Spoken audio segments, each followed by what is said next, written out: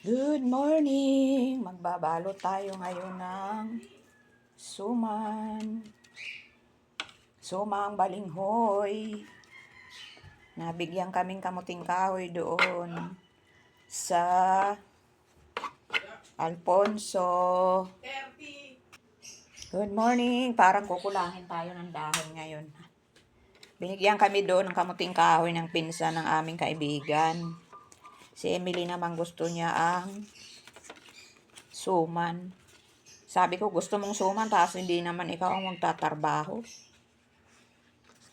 Kita mo yan. Ako pa rin ang nagtrabaho. Ganito kasi sa amin gumawa, oh. Ipaplat na ganyan.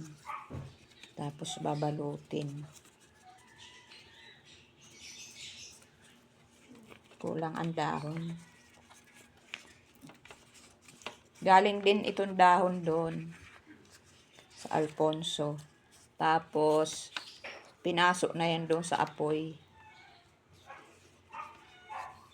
Dinarang na sa apoy para hindi daw mapunit sa biyahe. May mga pauwi pa sa amin saging, papaya, guyabano.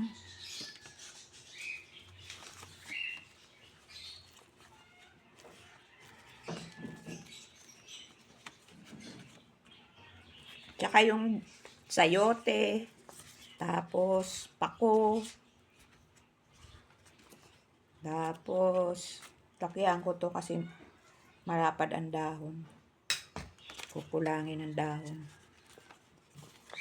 Luya, gulay. Yan na, nakaisa na tayong takip.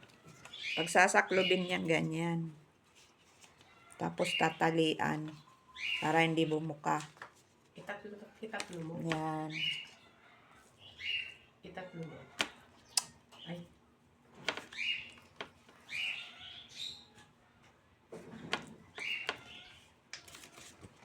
Yan na ang ating suman.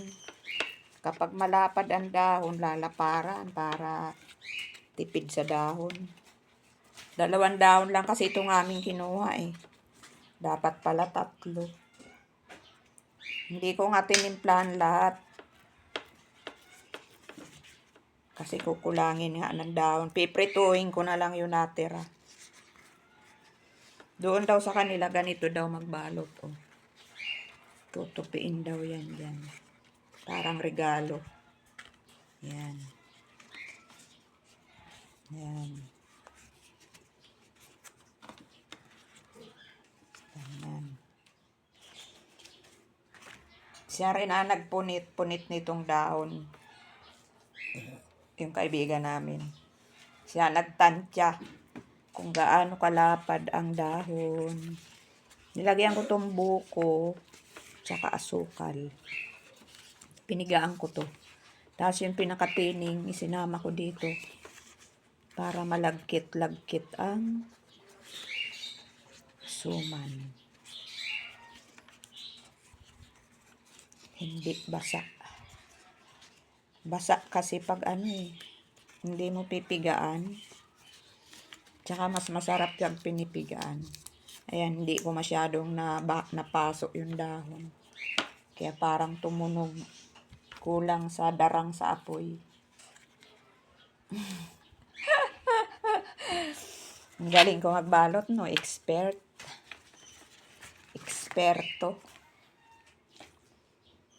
Eksperto tayo magbalot. Sa totoo lang, tagal ko namang hindi nakakahawak ng mga ganito. Dahil alam niyo naman, dito ako sa Manila, tumanda. 20 years ako nagtrabaho. Araw-araw, trabaho, overtime. Kaya hindi ako masyadong perfect maggawa nito. No, sa probinsya, oo. 18 years old lang ako, pumunta na ako Maynila. Siyempre, hindi na ako ganun kagaling.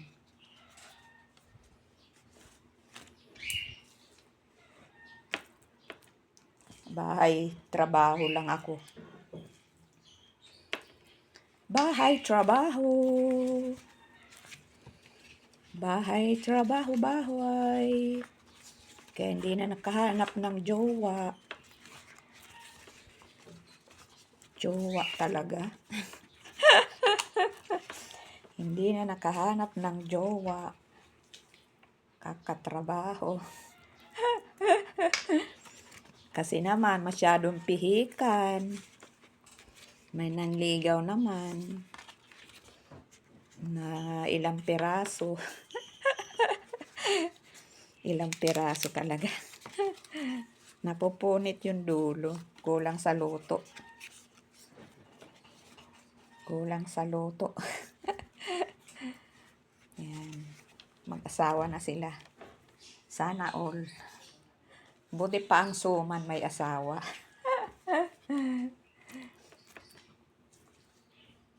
Ang ipantatali dyan, dahon din.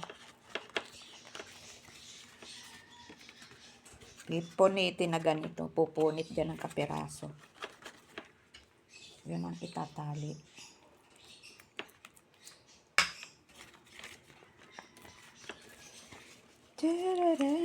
Nagluto nga ako kanina 2 piraso. Niluto ko sa gata. May asin, may asukal.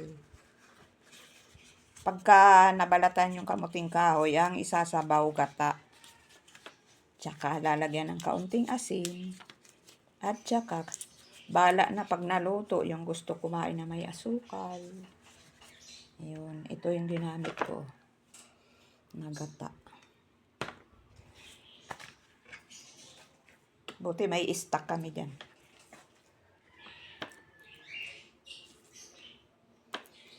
May stock kaming gata.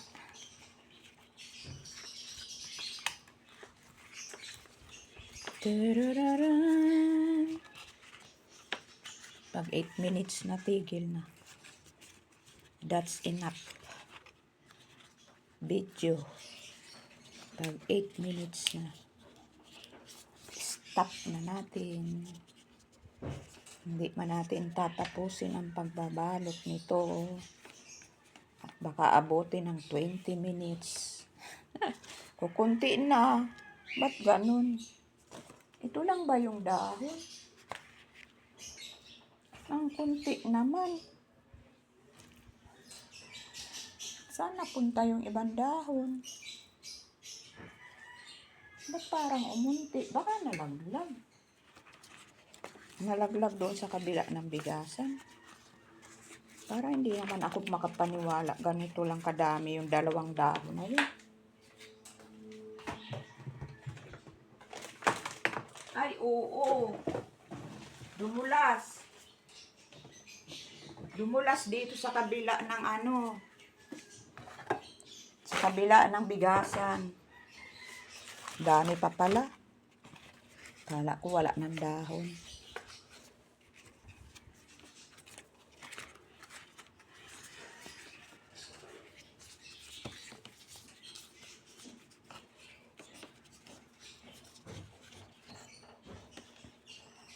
Tapos ito ang gagawin dyan.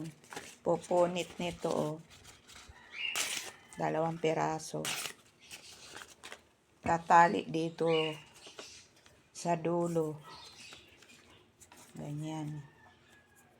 Dulo sa dulo tatalian. Para hindi bumukas. Yan. O, diba? Natali na siya. Tapos dito din sa dulo. Tatalian din ganyan. Huwag masyadong mahigpit kasi mapupunit man yung dahon. Mapupunit yung panali. Ayan.